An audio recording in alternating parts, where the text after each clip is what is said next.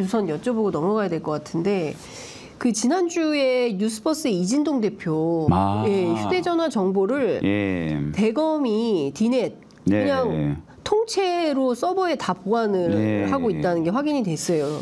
네네네. 이게 뭐냐면 대선 때 윤석열 후보 검증보도 했던 사람인데 맞아요. 그러면 저희가 이제 그냥 통상의 기자들로서의 질문이 그럼 이진동만 그렇게 했겠냐. 예. 왜냐하면 압수수색 휴대폰 압수수색 당한 기자들이 많거든요. 그러니까요. 예, 그러면 이 사람들 거 다 정보를 수사가 필요할 때 아무 때나 꺼내서 관련된 내용을 캐비닛. 그렇죠. 이게 민간인 사찰 아니에요? 사실 이 소문이 있었어요. 이런 소문이 있었어요. 그래서 이 소문이 있어서 제가 좀 알아도 봤는데 도무지 제가 이제 그 뚫고 들어가지 못하겠더라고요. 언제부터 소문이 돌았어요? 윤석열 검찰총장 당시부터 소문이 있었어요. 검찰총장 당시부터? 근데 그때는 대통령이 아니고? 그때는 소문이었으니까. 근데 뚫고 들어가려고 했는데 잘 안 돼서 뭐 사실 여부 확인이 안 됩니다. 소문이 있었어요. 제보도 있었고 그래서 해봤는데 그때는 뭐 저희가 뚫고 들어갈 수가 없어서 더 이상 알아볼 수가 없었고. 최소 2021년 무렵이라는 거네. 그때는 근데 뭐 확인된 건 아니고 제보가 한번 들어와서 저희들이 한번 확인을 해봤는데 더 이상 뚫고 들어갈 수가 없었는데 했는데 이제 어떻게 보면 약간 다른 궤인데 이거는 다른 궤지만 취지는 비슷하죠. 그러니까 뭐냐면은 직접적인 수사와 관련된 내용이 아닌 내용도 입수를 한 뒤에 그거를 보관하고 있다는 거잖아요. 그죠? 그렇죠. 첫 번째 문제는 수사와 관련되지 않은 내용은 입수하면 안 됩니다. 그렇잖아요. 압수수색 영장도 디지털 정보, 핸드폰 같은 디지털 기기 안에 있는 정보도 가보면은 수사와 관련 없는 거죠. 변호사하고 쭉 같이 보면서 수사와 관련 있는 것만 빼서 가져가게 돼 있어요.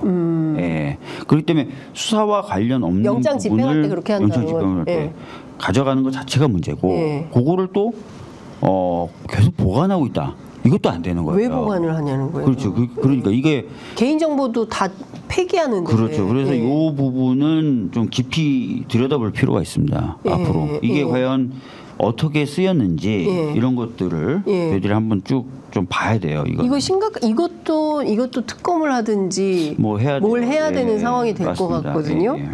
그런데 그 대검이 반박을 했어요. 뭐라고 반박을 했냐면 공판 과정에서 증거 능력에 대한 다툼이 있을 때를 대비해서 형사소송법과 대검 예규에 따라서 전자정보 이미지 파일을 보관하는 것이다. 뭐 특별한 의미가 있는 것은 아니다라는 거거든요. 그런 건지 아닌지 저희들이 이제 확인을 해봐야 되겠죠. 말씀하신 대로 그런 용도로 쓰는 것 자체가 예규에나 어떤 형사소송법에 부합하는 것인지도 한번 따져봐야 될 것 같고 실제로 본인들이 얘기한 것과 다르게 쓰인 적은 있는지 없는지도 확인해봐야 됩니다. 2016년에요. 그 당시 삼성 이재용 회장 그 경영권 불법 승계 관련된 재판이 있었을 때 장충기 미전실 이 사장 휴대전화 메시지 안 폐기하고 있다가 2019년 수사 때 다시 이거를 꺼내서 재활용을 해가지고 상당히 큰 논란이 됐었거든요. 이때 본인들은 27짜리 막 설정해서 막 안 주면서 말이야. 남의 거는 막 남의 거는 또 이렇게 하고 있다. 자기네들 안티 포렌식 앱 다 깔고 막 그러니까 막 결국에는 이게 위법한 증거 수집이라 그래가지고 결국 이재용 회장 무죄 판결을 받았어요. 그러면 이거 되게 심각한 거예요. 그리고 민간인 사찰 불법적으로 수집한 거 아닙니까? 그렇죠. 정보를. 그러니까 아까 말씀드렸던 대로 사건과 직접 관련되지 않은 거를 가져갈 수가 없고요. 가져갔다 하더라도 그걸 보관하면 더 큰 문제고 그걸 한 단계 넘어서 혹시나 다른 사건의 수사에 썼다거나 아니면 여러 가지 정보 판단하는데 썼다 그러면은 굉장히 큰 문제죠. 그렇죠. 저는 갑자기 옛날에 윤석양 이병도 막 생각이 나고요. 정보사 보안사 사찰 이런 거 무섭죠. 무서워요. 진짜 무섭다. 실제로 이게 한간에서 떠도는 검찰 캐비넷의 일부일 가능성 이런 것들 다 살펴봐야 됩니다. 검찰 캐비넷의 일부일 가능성이 있다. 이런 거 살펴봐야 됩니다. 그러니까요. 아무 말 하지 않으면 아무 일도 일어나지 않는다라는 것이 사실은 검찰 캐비넷의 힘이다. 이런 얘기를 국민의힘 사람들이 하는 얘기를 제가 들었거든요. 저도 뭐 국민의힘 의원님들한테 많이 들어요. 힘이 세다. 힘이 세다. 캐비넷의 힘이 세다. 이런 얘기 저도 근데 이제 이게 드러난 거죠. 들었거든요. 자, 그러면 조국혁신당이 윤석열 대통령, 김호수 전 검찰총장 5명을 공수처에 고발을 했거든요. 근데 민주당은 논평만 냈더라고요. 아무것도 안 해요. 아니 저희도 뭐 필요하면 고발이나 이런 거 해도 되고 뭘 좀 해야 되는 거 아니에요? 해도 되고 뭐 할까도 지금 고민 중에 있고 그래요. 지금 뭐 속보가 하나 나왔는데 검찰 그 디지털 캐비넷 민간인 불법 사찰 관련해 가지고 국정조사 추진하겠다. 근데 조국혁신당은 할 수 있어요? 국정조사 추진을? 국정조사요? 네. 22대 이후에 할 수 있는 거죠? 예, 한다면? 그렇죠. 지금 원내 정당은 아니니까. 예. 아니요. 한 명이 있죠. 황운하 의원. 황운하원이 있죠. 근데 한 명으로는 어렵고요. 어려워요. 근데 어쨌든 국조를 추진하겠다라는 입장이에요. 굉장히 공격적으로 활동을 하는 것 같은데. 그러니까 사실 뭐 조국혁신당의 목표와 타겟이 아주 명확하죠. 네. 저희들 뭐 여러 가지를 다 해야 되는 그런 수권 정당이고요. 그러니까 수권 정당인데 조금 더 좀 빠르게 좀 해야 되지 않냐. 알겠습니다. 네? 그래서 공항에도 늘 나가고 고발도 하고 그러니까 특검도 진짜. 내고 국정조사 해달라고 농성도 하고 피켓팅하고 아무도 지지 안 하지만 하고. 맞아. 아니 근데 제가 사실 그날 우리가 이제 출국 때 같이 있었잖아요. 근데 이제 조국혁신당 2명 왔었잖아요.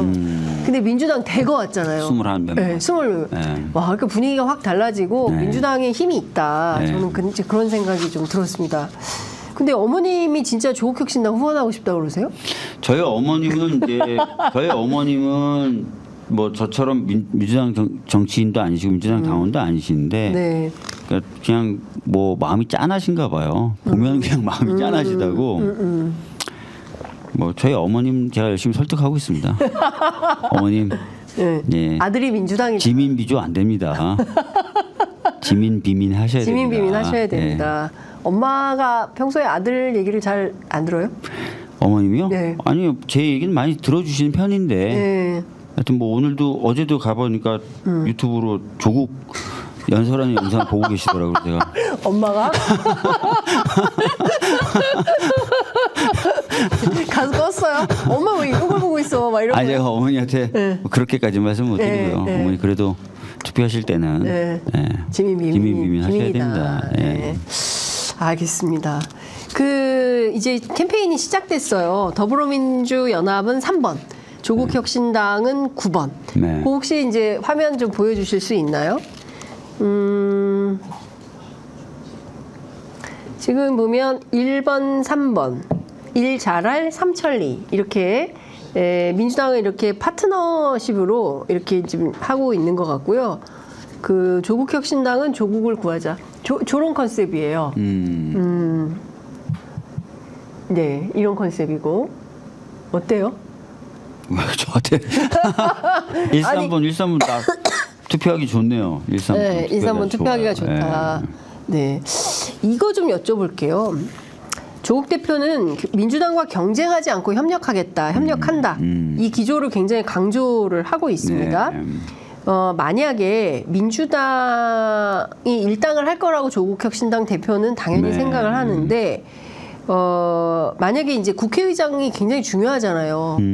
그리고 어떤 분이 하는가도 되게 중요한 것 같아요. 그러니까 뭐 거듭거듭 느끼는 바죠. 뭐 선수가 중요한 건 아닌 것 같고 좀 개혁적일 뿐만 아니라 특히 정부가 국회를 정말 많이 무시하잖아요. 그렇죠. 그러니까 어떤 입법권도 거부권으로 무력화시킬 뿐만 아니라 아까 말씀드렸던 대로 여야 합의로 결의를 해도 전혀 신경을 안 쓰거든요.